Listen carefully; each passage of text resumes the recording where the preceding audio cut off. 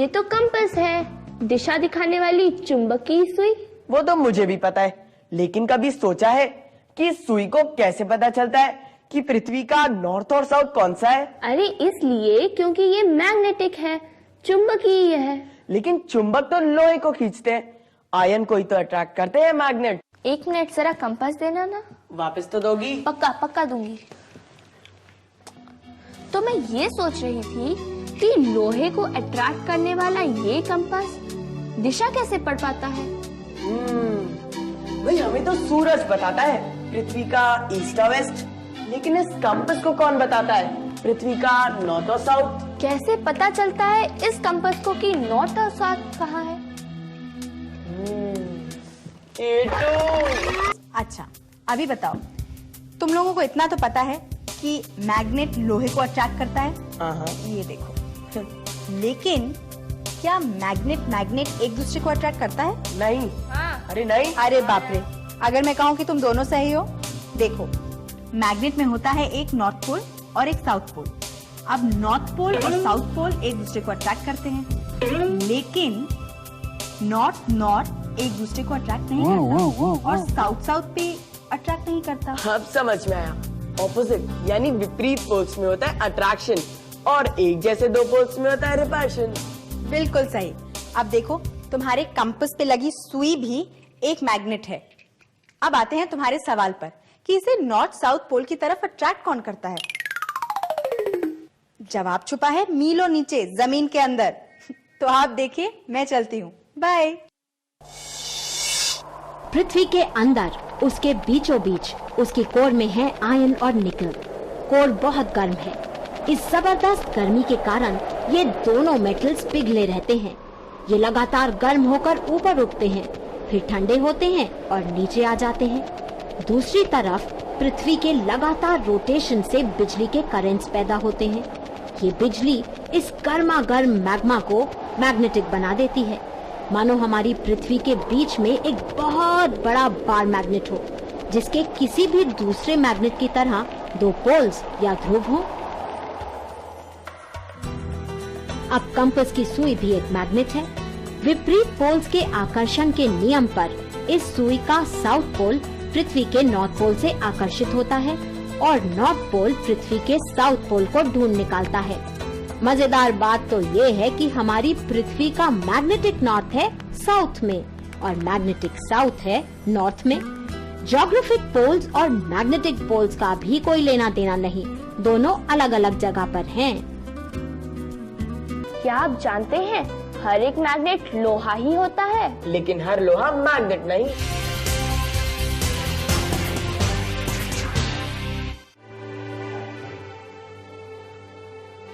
Wow, मेरी दो। अच्छा, मेरे एरिया में? हाँ तो खबरदार, होशियार। चलो मिस्टर मेंढक। तो देखा आपने, मैग्नेट की मदद से हम कितने मजेदार गेम्स खेल सकते हैं। तो आप भी खेलिए और अपनी इमेजिनेशन से नए नए गेम्स भी बनाइए। फिलहाल तो हम ये पता करते हैं कि कौन से मेटल्स मैग्नेट की तरफ अट्रैक्ट होते हैं और कौन से नहीं। फिशिंग रॉड में लगा है एक मैग्नेट और फिशेज में लोहे के छल्ले। बस इस मैग्नेटिक फिशिंग में कोई प्रॉब्लम नहीं। लोहे की ही तरह कुछ और मेटल्स जैसे निकल और कोबाल्ट भी मैग्नेटिक प्रॉपर्टीज रखते हैं, लेकिन हर मेटल पर मैग्नेट का प्रभाव नहीं। खुद देख लीजिए, गोल्ड, सिल्वर और एल्युमिनियम जैसे मेटल्स पर मैग्नेट्स का कोई असर नहीं, वो नॉन मैग्नेटिक हैं। पर मुझे एक बात समझ में नहीं आ रही है कि मैग्नेट्स में ऐसी कौन सी खास बात है कि वो लोहे को अपनी ओर खींचते हैं। और लोहे में ऐसी क्या बात होती है कि वो मैग्नेट्स की तरफ खींचे चले जाते हैं? साइंस में हर बात का कोई ना कोई कारण तो होता ही है। तो चलो इसका भी कारण पता लगा ले। ये रही लोहे की एक सुई, इसमें करोड़ों मैग्नेट्स हैं और इमेजिन करें कि उन्होंने अपने अपने ग्रुप्स या डोमेन्स बना लिए हैं, बिल्कुल किसी प्लेग्राउंड की तरह, सब इधर उधर, जिसका मन चाहे जिधर। लेकिन टीचर के ऑर्डर पर सब एक डिसिप्लिन्ड तरीके से लाइन अप हो जाते हैं। इसी तरह जब आयन के टुकड़े को मैग्नेटिक फील्ड के अंदर लाया जाता है तो ये डोमेन्स मैग्नेटिक फील्ड की दिशा में घूम जाते हैं। अब सबके नॉर्थ पोल्स एक तरफ और साउथ पोल्स दूसरी तरफ। अब ये साधारण आयन का टुकड़ा बन चुका है एक मैग्नेट। हर डोमेन अपने आप में एक पूरा मैग्नेट है। हेलो केटू। हाय। अरे ये आप क्या कर रही हैं? तुम लोगों को दिखा रही हूँ कि कैसे मैग्नेट की कंपनी में एक मामूली सी सुई भी मैग्नेट बन जाती है। देखो ऑलरेडी मैग्नेटाइज हो गई। बस सोचो, हम सब में आयन है। हाँ, आयन हमारे खून का एक बहुत ही इम्पोर्टेंट हिस्सा है। तो फिर तो हमारे खून को भी मैग्नेट की तरफ खींचना चाहिए ना? अगर मैं तुम्हारा सवाल ठीक समझ रही हूँ तो तुम दोनों ये कहना चाह रहे हो कि हमारी बॉडी में जो आयन है उसे मैग्नेट से अट्रैक्ट होना चाहिए। मतलब कि अगर ये मैग्नेट मैं इधर रख देती हूँ तो यहाँ का सर्कुलेशन बढ़ जाएगा। हाँ, बड़ा बुद्धू सवाल था क्या? बुद्धू सवाल तो सिर्फ एक होता है ना, जो पूछा नहीं जाता। करेक्ट। हमारे खून में आयन है और ये हम सब जानते हैं, तभी तो हेल्दी रहने के लिए आयन रिच डाइट लेते हैं। लेकिन खून में आयन के एटम्स अकेले रहते हैं, हीमोग्लोबिन मॉलिक्यूल का एक हिस्सा बनकर। इसीलिए हमारे खून में आयन होते हुए भी वो मैग्नेट से अट्रैक्ट नहीं होता। हमारे ब्लड सर्कुलेशन पर मैग्नेट का कोई असर नहीं पड़ता। सबसे पहले सुई को एक बार मैग्नेट से स्ट्रोक करके बनाते हैं एक मैग्नेट। अब बर्तन में पानी पर फ्रीली फ्लोट करेगा ये थर्मोकॉल का टुकड़ा। मैग्नेटाइज सुई को अब रख देते हैं इस थर्मोकॉल पर। अब देखिए कमाल, बन गया ना कंपास। एक नोक है नॉर्थ और दूसरी साउथ पोल की तरफ, बिल्कुल कंपास की तरह।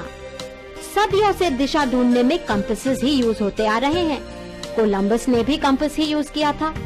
भारत की खोज में वो पश्चिम दिशा में बढ़े, तब भी कंपास ने दिशा सही बताई थी। वो बात दूसरी है कि उन्हें रास्ते में मिल गया अमेरिका। हमारा मिशन है मैग्नेटिज्म के इनविजिबल फील्ड को देखना, और उसे पूरा करने के लिए हम लाए हैं ये सामान। तो सबसे पहले हम इस ऑयल को स्पीकर में डाल देंगे।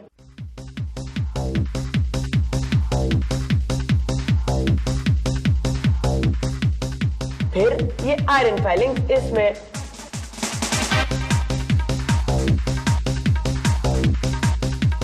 अब इसे अच्छी तरह मिला देंगे और अब चेक करते हैं अपना आइडिया।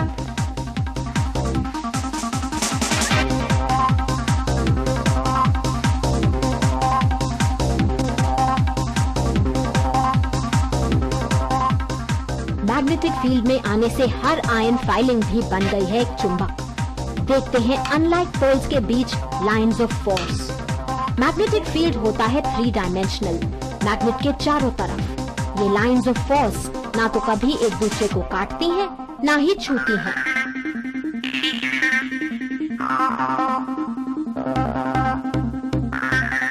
अब लाइक पोल्स के बीच का रिपल्शन साफ नजर आ रहा है। जितने पास लाइंस ऑफ फोर्स उतना ताकतवर है मैग्नेट, जितने दूर उतना कमजोर। मैग्नेटिक फील्ड पोल्स के पास सबसे ज्यादा होता है। मैग्नेटिक पोल्स कभी अकेले नहीं मिलते। चुंबक को कितने भी टुकड़ों में क्यों ना तोड़ दिया जाए, उसमें हमेशा दोनों पोल्स होंगे। हॉर्सशू मैग्नेट ताकतवर होते हैं, कारण उनका आकार। पोल्स इतने पास कि उनका बल ज्यादा होता है। पृथ्वी का मैग्नेटिक फील्ड फैला तो हुआ है 6000 किलोमीटर के घेरे में, लेकिन है बहुत कमजोर। इनफैक्ट अगर हम आयन के भी बने हो तो भी पृथ्वी की ग्रेविटी ही हमें जमीन पर रोक के रखेगी, उसका मैग्नेटिज्म नहीं। अब मैग्नेट से कितनी चीजें बनती है आप इसका अंदाजा भी नहीं लगा सकते। जब हमें पता चला तो हम तो हैरान रह गए। फ्रिज के ऊपर लगे स्टिकर से लेकर दरवाजे की घंटी, कंप्यूटर्स, कार के इंजन्स, टेलीफोन इंस्ट्रूमेंट्स और tape recorders, music systems, television sets और सेल फोन्स में भी मैग्नेट्स हैं। ऑडियो और वीडियो टेप्स में भी वो मैग्नेट्स ही हैं जो इंफॉर्मेशन स्टोर करते हैं। प्लास्टिक मनी, जिनकी पहचान ही होती है उनकी मैग्नेटिक स्ट्रिप से।